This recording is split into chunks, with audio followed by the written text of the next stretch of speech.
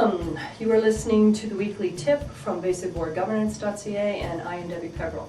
This is tip 2 of 3 about privacy.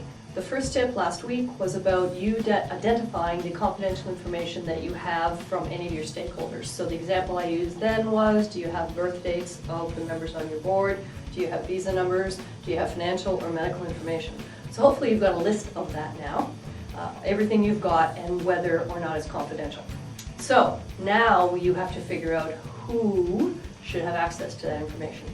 So working with the birth dates that are on that charity return, the people who need to file the charity return, whoever that is it your executive director, is it your treasurer, that person has to have access to those birth dates. Does anyone else have to have access to those birth dates?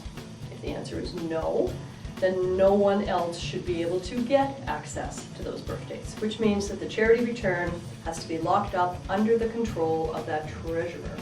And any electronic versions of it are only under that person's control. Any correspondence that comes back from Canada Revenue Agency about that charity return has to go only to the person who had access to that information to begin with.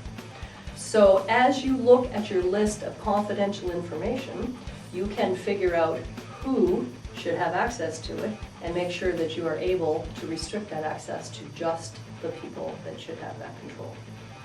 Thank you for listening. I'll talk to you next week about tip 3 of 3.